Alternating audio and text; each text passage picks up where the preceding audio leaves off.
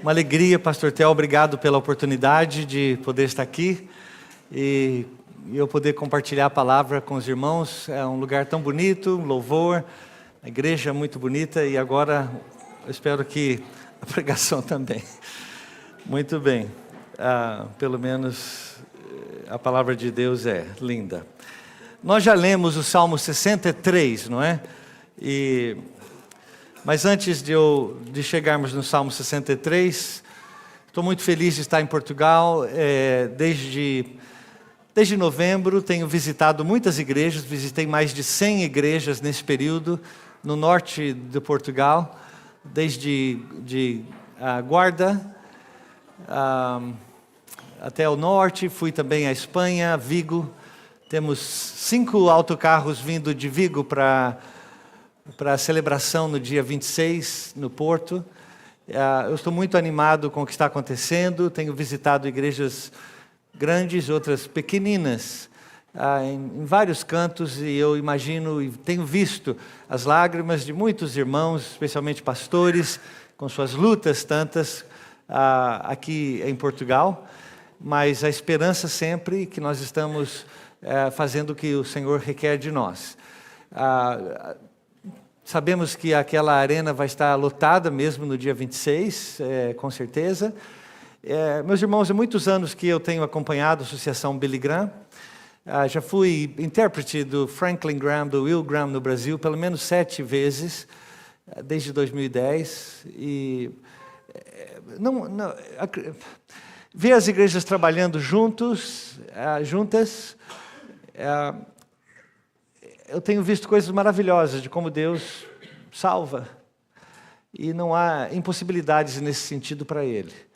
E eu queria desafiá-los. Talvez você tenha ainda um amigo, um familiar, por quem você tem orado. Não desista de orar.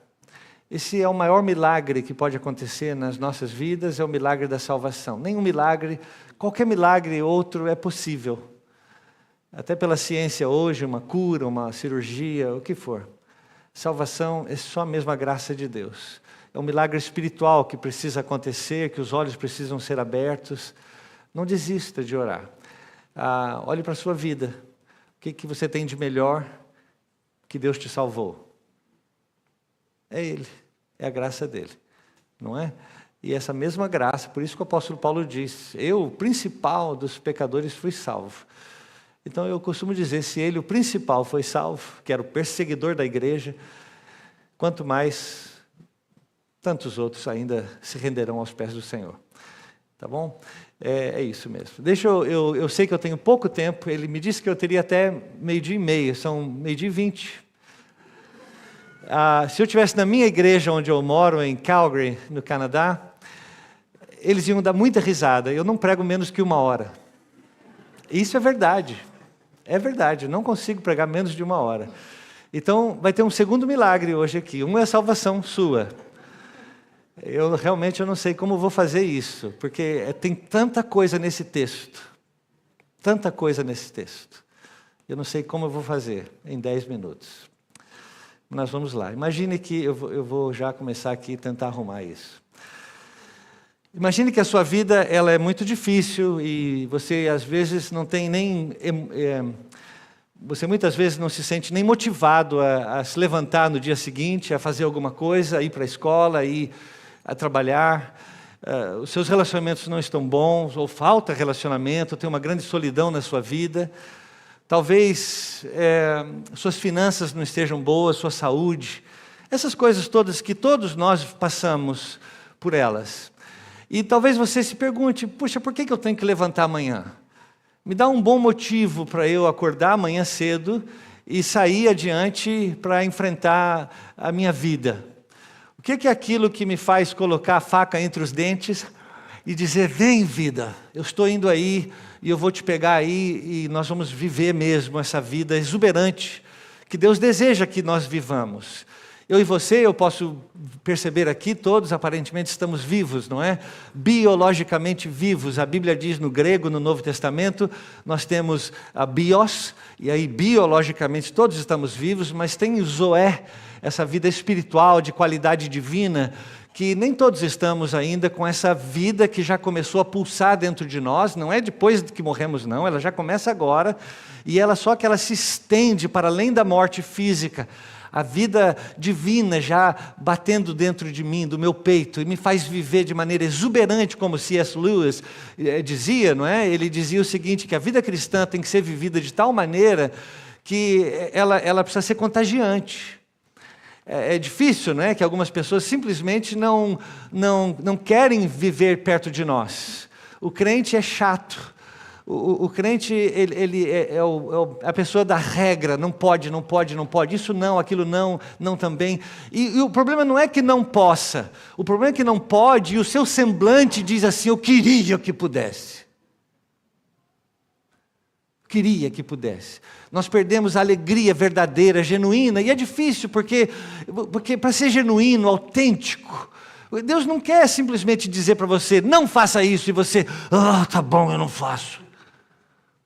Deus quer dizer, eu não faça isso porque tem uma razão fantástica para você não fazer isso. E você pode dizer, aleluia, eu não preciso fazer isso. Que Deus me deu a liberdade para não fazer isso. Ou que Deus me deu a liberdade para fazer aquilo que Ele quer que eu faça. E aí a vida cristã, ela é gostosa.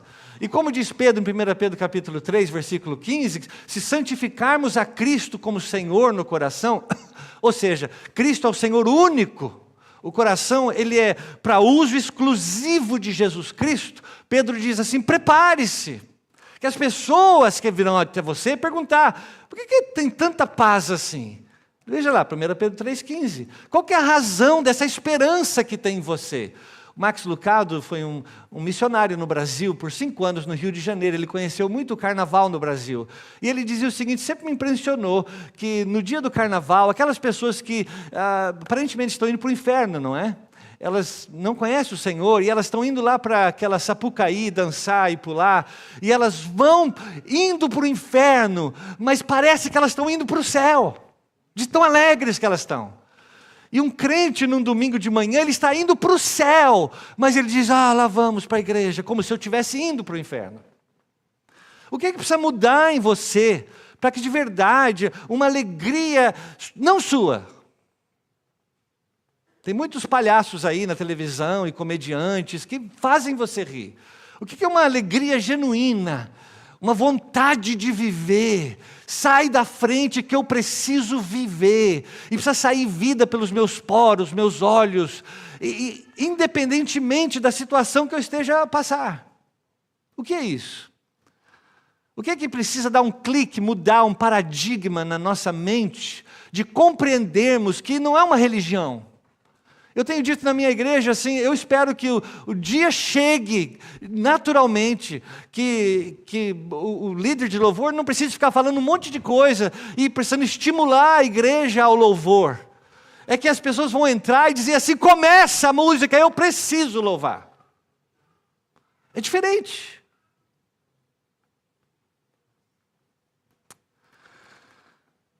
Davi era o rei de Israel, tinha muitos filhos. O primeiro deles chamava Amnon, era o príncipe de Israel, ele era o próximo rei de Israel quando Davi morresse. Amnon, preparado desde criança para ser o rei de Israel.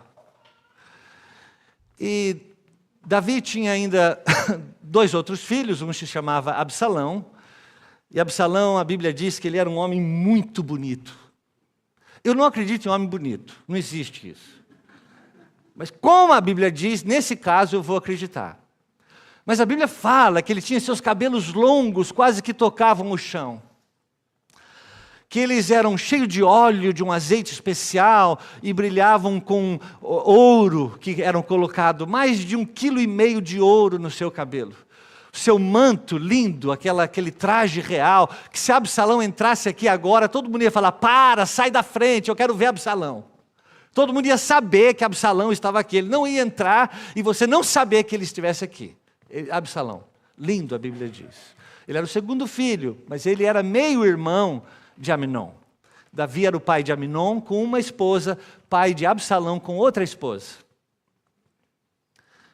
Absalão tinha uma irmã, que a Bíblia diz que era irmã inteira, 100%, o mesmo pai, mesma mãe de Absalão, e o nome dela era Tamar. E você conhece a história.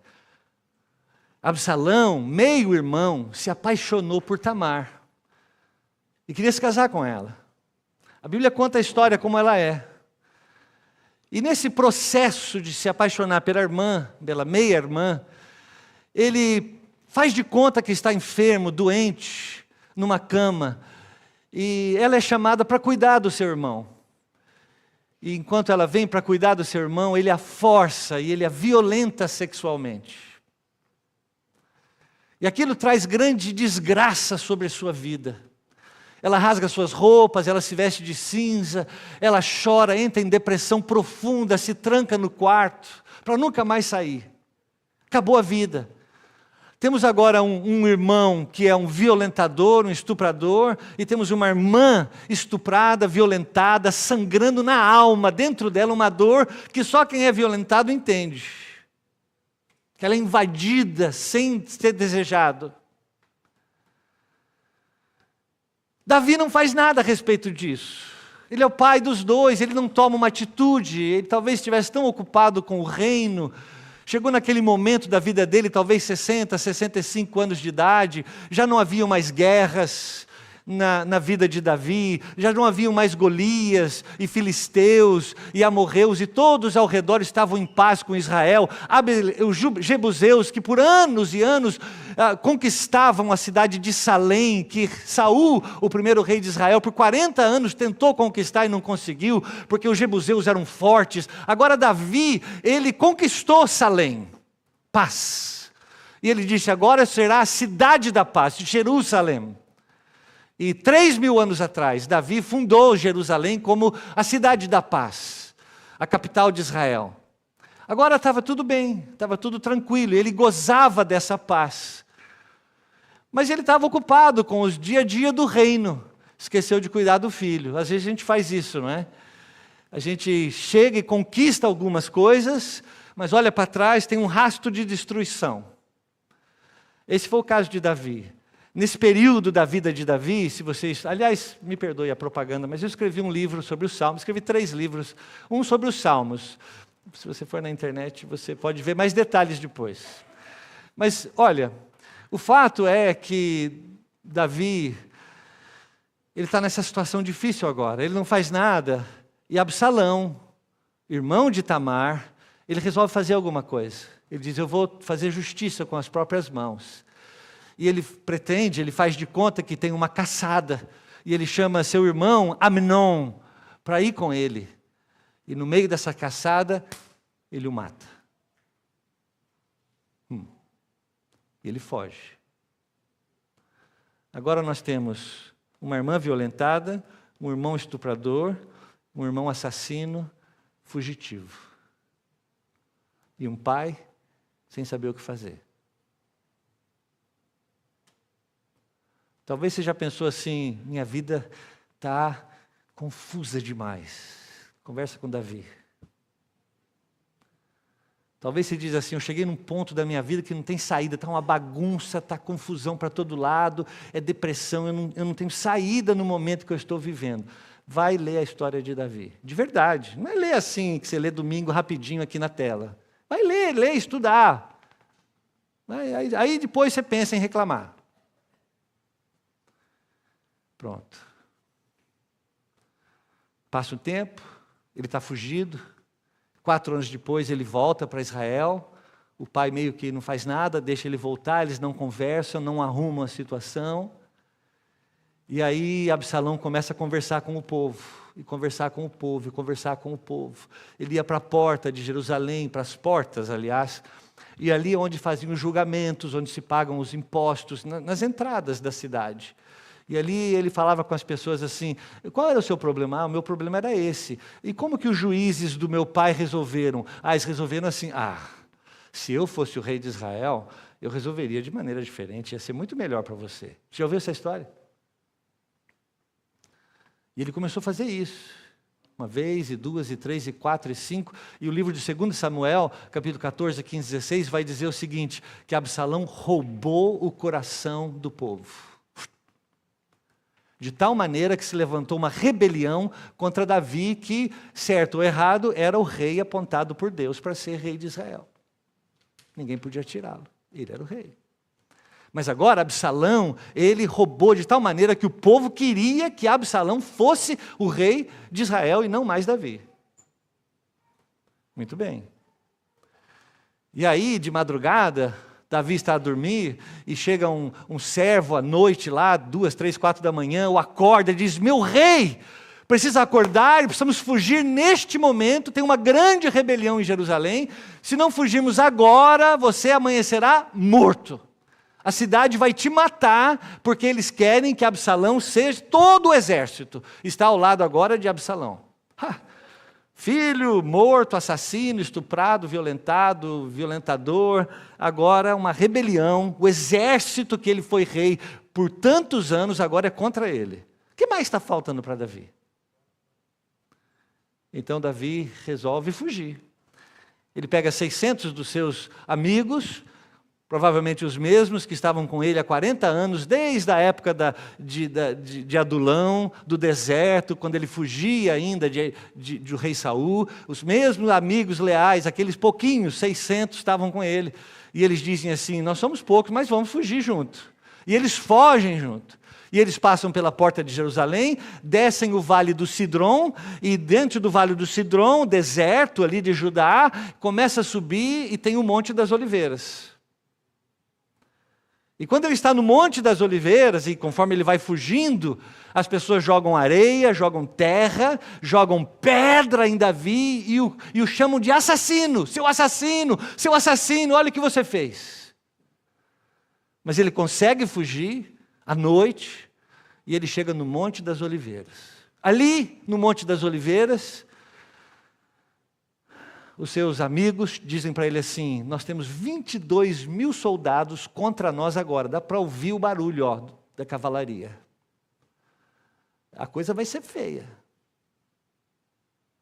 O que você quer fazer? Você é o rei, você é o meu rei.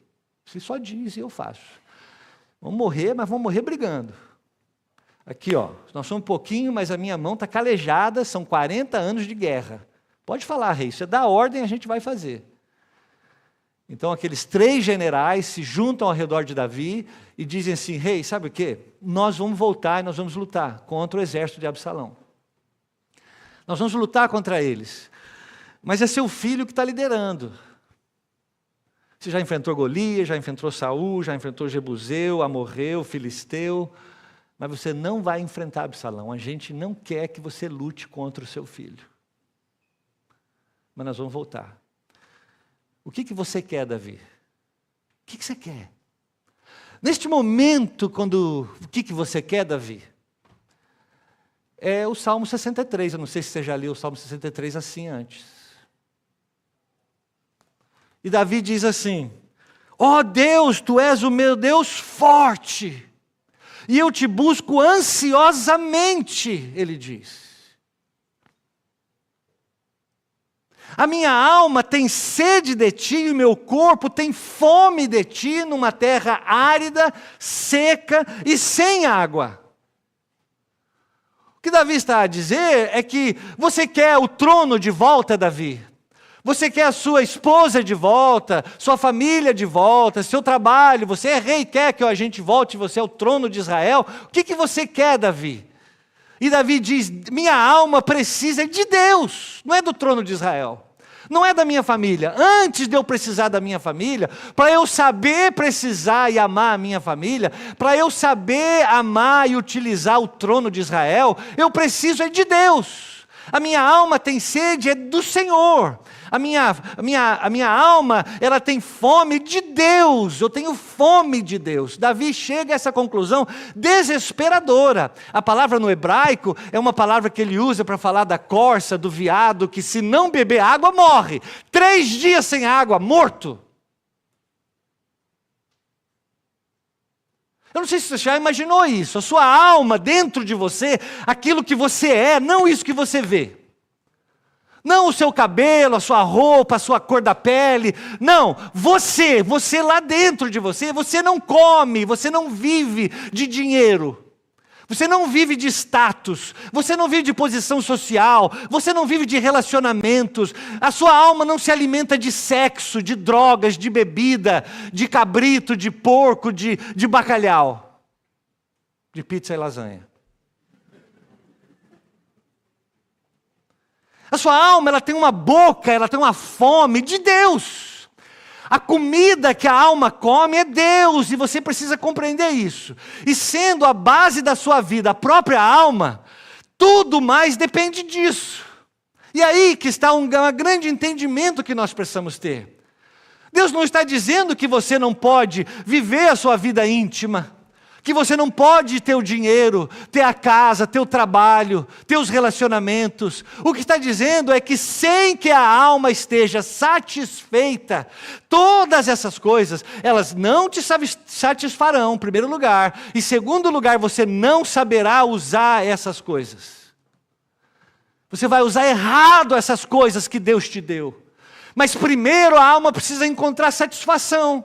É por isso que Jesus diz assim: eu sou o pão da vida. Quem comer de mim nunca mais terá fome. Eu vou satisfazer você. Só eu. Eu que te fiz, eu também sou o seu alimento. Eu sou a água da vida. Aquele que beber de mim, não apenas eu vou satisfazer você, mas vai jorrar de você uma fonte tão maravilhosa que até outras pessoas vão beber dessa fonte, que sou eu mesmo. Jesus diz no livro de João que aquele que não comer da minha carne, gostou do meu arne? Aquele que não comer da minha carne, esse não tem parte comigo. Quando você participa da ceia do Senhor, que você compreende que você está comendo é o corpo do Senhor, bebendo o sangue do Senhor, que está entrando em você e fazendo parte da sua vida. É o processo mais íntimo que você jamais pode ter com alguém, é quando você o ingere e ele passa a fazer parte dos seus ossos, da sua pele, do seu sangue. Que você diz que o sangue que corre nas minhas veias é o sangue da cruz. E é por isso que eu e você somos irmãos, temos o mesmo sangue. E o nosso Pai é o mesmo, e precisamos compreender isso. E Davi diz, eu cheguei a uma conclusão, Deus é o meu desejo. A minha obsessão, como Paulo dizia, o meu desejo é Jesus. Eu sou obcecado por isso, todos os dias, quando eu acordo, quando eu vivo, quando eu deito, quando eu durmo. E o demais? Os mais são as outras coisas que Deus me acrescentará. Busca em primeiro lugar o meu reino, a minha justiça, tudo mais vai ser acrescentado, vai encaixar. Paulo diz em Filipenses capítulo 3, Filipenses está errado isso aqui, Filipenses capítulo 4, Paulo diz assim, eu posso passar frio, posso passar calor, eu posso ficar preso numa cadeia, já são 12:40, eu tenho que parar. Eu estou no primeiro ponto,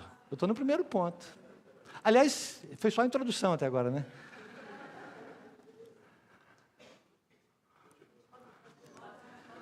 Mas eu vou ter que correr. Meus irmãos, olha, eu posso todas as coisas daquele que me fortalece. O que é que eu posso? Eu posso pular daqui que eu vou aparecer vivo do outro lado? Isso é loucura. Paulo está dizendo, eu aprendi a ter fome, a ter abundância, a ficar na cadeia, a ficar livre. Eu aprendi a ter frio, aprendi a ter calor. Eu aprendi a ter muitos amigos, aprendi a viver em solidão. Aprendi a ter dinheiro, aprendi a não ter dinheiro. Eu posso todas essas coisas. Porque quem me fortalece não é o frio, nem o calor, nem a prisão, nem a liberdade, nem amigo, nem falta de amigo, nem dinheiro, nem falta de dinheiro, nem sexo, nem falta de sexo. O que me fortalece, a chama, a combustão dentro de mim, que me dá fogo, se chama Jesus Cristo. Você entende isso? A minha oração hoje, se mais nada você compreender, é isso. Na realidade, é que você precisa desejar Jesus com fome. Fala, Jesus, me dá fome do Senhor. Deixa eu correr. Ele fala, versículo 3 e 4, ele diz assim, versículo 2, não, nem sei mais. O teu amor é melhor do que a vida, ele diz. Pensou isso? A tua graça é melhor do que a vida. Os meus lábios te louvam, eu te louvarei enquanto viver. Eu não vou te louvar domingo de manhã, porque alguém falando assim, fica de pé, louva aí, vai. Eu te louvarei enquanto viver, e em teu nome eu levantarei as minhas mãos. Versículo 5, a minha alma vai se satisfazer do Senhor. Essa ideia de satisfazer, você pensa que você vai numa churrascaria, sabe a picanha que você joga a gordura de fora? E às vezes tem que jogar mesmo, né? Mas no Antigo Testamento, a gordura era sinal de abundância. Ele está falando de gordura, ele está falando, é coisa de comida mesmo. Ele está dizendo, a minha alma está satisfeita de comidas ricas, comidas gordas, ele está dizendo no hebraico. Por isso, a minha boca vai se encher de canto. Você já falou com alguém que a pessoa você fala, e aí, como é que está? Tudo bem? Rapaz, você viu o Corinthians ontem? Ô meu irmão, tudo bem? Cara, e o Porto, e o Braga? E não sei o que. Ah, mas veja o presidente de Portugal e o primeiro-ministro. Ah, e o que? Não sei o que. Ah, você viu o novo produto aí que lançaram na praça? A roupa tal, a marca tal. Você fala com alguém, você cutuca, e o que sai da boca dessa pessoa é o que está lá dentro. Ele só pensa nisso o tempo todo, 24 horas. O Charles Spurgeon, que era um pastor batista nos Estados Unidos, ele lia muito um homem chamado John Bunyan. O John Bunyan escreveu O Peregrino. E O Peregrino, o livro mais vendido da história depois da Bíblia. E o Bunyan escreveu outras coisas também. Era um pregador, ele era um pastor. E o Charles Spurgeon diz o seguinte, que o John Bunyan, o sangue dele não era vermelho, o sangue dele era biblino. Você furava ele, saía a Bíblia. Você furava, saía a Bíblia. Mas não é recitar versículos sem sentido, sem saber o que está acontecendo. Tinha vida nesse processo. Porque tem uma satisfação. Não é assim, eu sou crente. Não, eu sou crente, graças a Deus. Eu sou de Jesus, graças a Deus. Tem uma alegria, não apenas Deus é o meu desejo, mas Deus é o meu deleite. Eu me deleito em Deus, eu tenho prazer em Deus. E quem se juntar a mim tem que me ajudar nesse processo de eu me agradar de Deus, de eu gostar, de ser bom, de ser leve, de ser gostoso, ainda que sacrificial.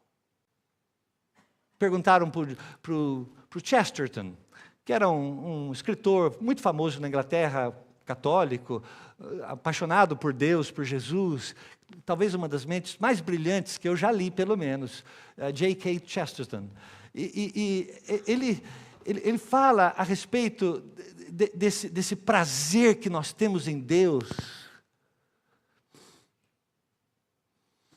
Ele fala a respeito desse fato de que Deus me ama de tal maneira que isso basta. Aliás, é o Salmo 23, o Senhor é meu pastor, nada me faltará. No hebraico, o Senhor é meu pastor, isso é suficiente. Se Jesus me ama, o Chesterton diz, se Jesus me ama, isso é suficiente. Se ninguém mais me amar, mas Jesus me ama, isso me basta. Quem mais tem que me amar, me ama. Isso eu tenho prazer nisso. Ainda que, como diria o Hudson Taylor, ainda que todo sacrifício que eu tenho que fazer, eu vou fazer, nenhum sacrifício para mim é sacrifício, porque eu faço com prazer para o Senhor. Então Davi diz isso. Ele reconhece não apenas que Deus era o desejo dele, mas Deus era o deleite, o prazer dele. Meus irmãos, isso precisa mudar muito. Mahatma Gandhi, que leu profundamente o Evangelho de Mateus e não se converteu, ele dizia o seguinte: o seu Jesus é fascinante, mas os crentes não. A sua alegria faz uma diferença na vida das pessoas, porque as pessoas passam pelos mesmos problemas que você passa, sabia disso? Quando você se converte a Jesus, não é colocado sobre você uma redoma de vidro que diz assim, não mais passarás pela prova. Não tem esse versículo. Os ventos continuam, Jesus diz assim lá no livro de Mateus, por sinal. Ele diz assim, todo homem, mulher, que ouve as minhas palavras e põe em prática, é comparado àquele que constrói sua casa sobre a rocha, lembra disso? Diferente daquele que constrói sobre a areia.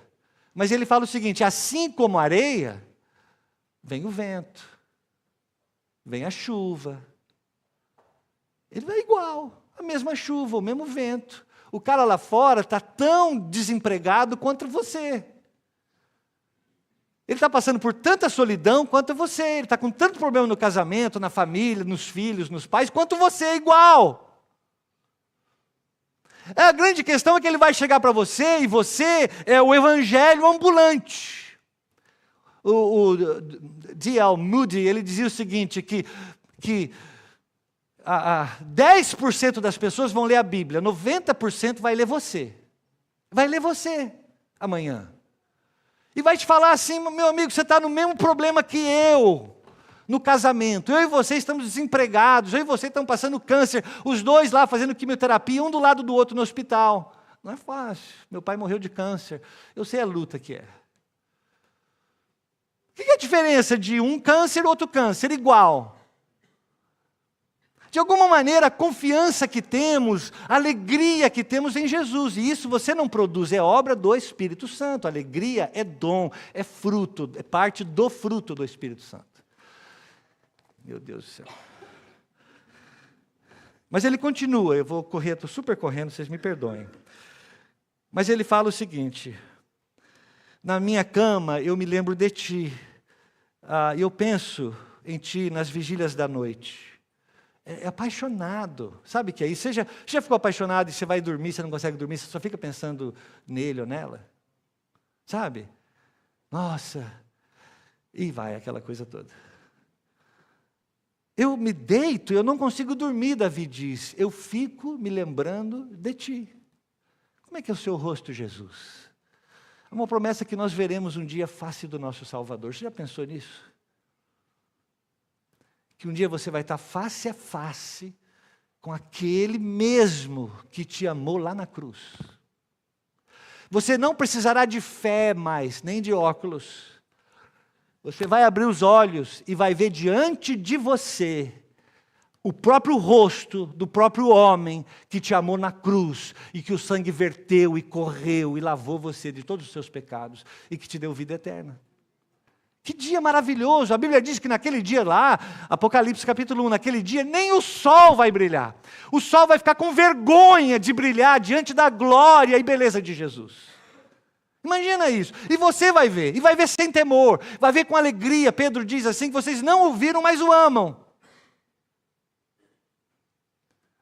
Que você se lembra, isso precisa entrar de verdade nos meus ossos, precisa fazer parte do meu DNA. Não pode ser superficial, não tem como. Mas ele diz assim, Deus é o meu desejo, Deus é o meu deleite, Deus é a minha defesa. Porque ele começa assim no versículo 7, o Senhor é a minha ajuda, e eu canto a ti sob as sombras da tua asa. Eu estou protegido debaixo das tuas asas.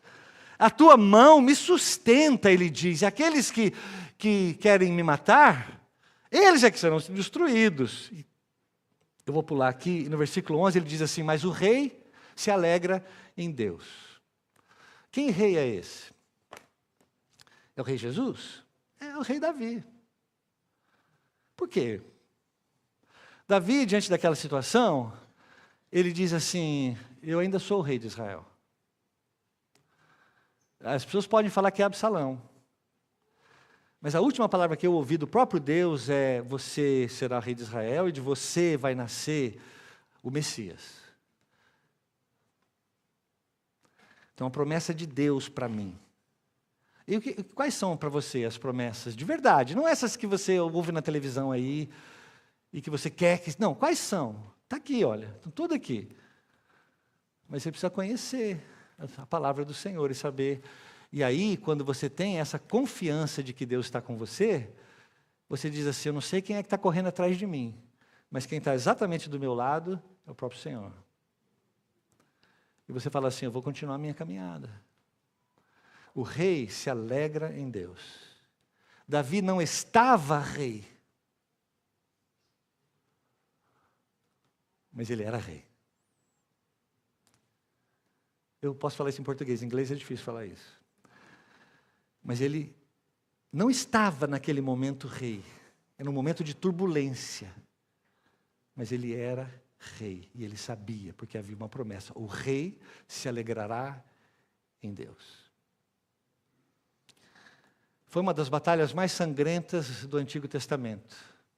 Mais de 14 mil judeus morreram. Aquela região, depois que passa o deserto, tinha muitas árvores. E era uma região difícil, que você tinha que ser muito experimentado. E aqueles 600 homens, apesar de poucos, eles eram experimentados. Eram homens de guerra. E eles encurralaram o exército e dominaram e venceram. Você sabe que Absalão, que era lindo, com aquele cabelo maravilhoso, ele, na fuga, o seu cabelo enroscou num galho de uma árvore. Exatamente o seu cabelo. O que ele tinha de mais bonito. Enroscou num galho de uma árvore. E um dos soldados lançou um dardo, uma flecha, uma lança contra o peito de Absalão e o matou. Quando alguém corre, 2 jovens correm, chegam onde Davi está. Eu estou super encurtando a história. E aí Davi diz assim: o meu filho. Ele não pergunta quem ganhou a guerra. Ele não pergunta: eu ainda sou rei, já voltei a ser rei, Ele não pergunta. Ele diz: e o meu filho? De repente Davi voltou a ser pai.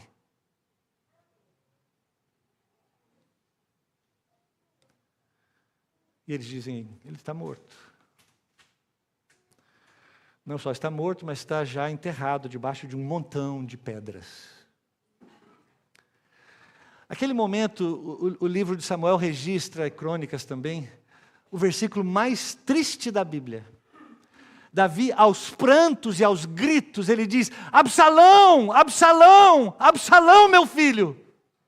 Ah, se eu pudesse, eu teria morrido por ti. E ele repete isso, de tal maneira que está passando um vexame. E um dos generais tem que segurá-lo pelo ombro e diz: para de chorar, porque está dando um vexame, todo mundo te escuta chorar. E ele continua: Absalão, Absalão, Absalão, meu filho. Se eu pudesse, eu teria morrido por você. Mas não pôde. 1000 anos depois, 1000 anos depois, 1000 anos depois, um outro rei passa pelo mesmo vale do Cidrom, depois de comer a ceia, e sobe o Monte das Oliveiras. E ali ele faz uma oração a Deus: Pai, se possível, afasta de mim esse cálice. Mas não era possível. Ali ele chorou com tanta agonia. O livro de Marcos diz que era uma agonia de morte, que oprimiu Jesus naquele Monte das Oliveiras, o Getsêmani, que é a prensa, onde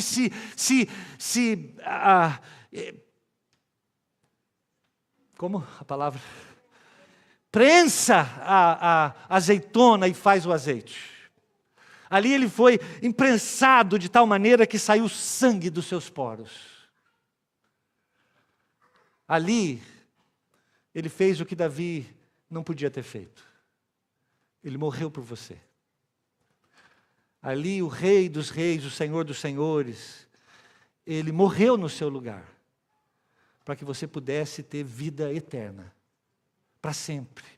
Qualidade, começa agora, boa vida, generosa, alegre, independente das circunstâncias do resultado, é uma vida contagiante, abundante, desejada pelas pessoas nos seus olhos.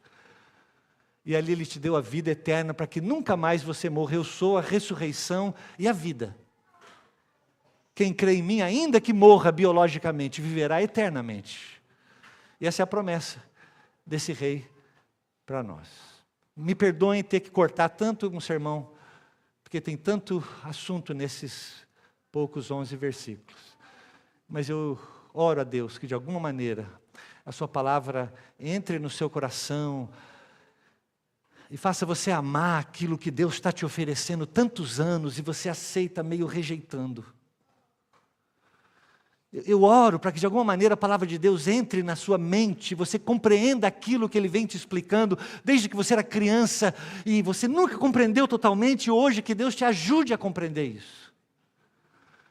Eu oro para que de alguma maneira o Espírito de Deus dê um murro no seu ouvido e destampe os seus tímpanos e você possa ouvir aquela voz que Ele te fala, ano após ano após ano, vinde a mim. Você que está cansado e sobrecarregado, vem para mim, somente eu te darei descanso. Vem, sai do seu lugar, pula aí, sai correndo, mas vem o quanto antes. Eu oro a Deus para que o Espírito abra os seus olhos, você veja aquilo que Ele está te mostrando há tanto tempo, mostrando a beleza irresistível de Jesus. Jesus sim é o bonitão, Jesus sim é aquele irresistível que quando o Espírito abre os seus olhos e você se depara com Ele, você não tem outra opção, como diz Paulo em Coríntios 5,17, o amor de Cristo me constrange, eu não tenho outra opção, é como uma camisa de força no grego, ele diz, eu estou constrangido, minha única opção é te amar também. E é o que eu peço para você hoje, de alguma maneira. Eu vou parar porque parece que eu passei do tempo. Se essa palavra ela tem um impacto hoje na sua vida, eu só peço que você fique de pé e eu vou orar por você que vai se colocar de pé nesse momento. Amém. Graças a Deus. Amém.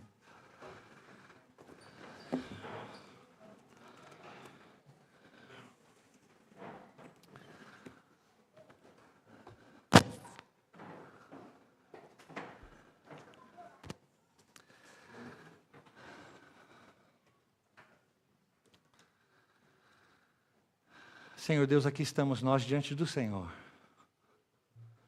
Esse é o seu povo, seus filhos, suas filhas. Pai, eu sei que sempre que o seu povo se reúne ao redor da sua palavra, aí está o seu Espírito. E quando o teu povo, a tua palavra e o teu Espírito se reúnem, aí há o teu poder para nos perdoar, para nos curar, para nos dar alegria, nos dar paz, para nos salvar. E essa bênção eu peço hoje de manhã sobre o teu povo, com base na tua palavra, na ação do teu Espírito, no nome de Jesus. Amém.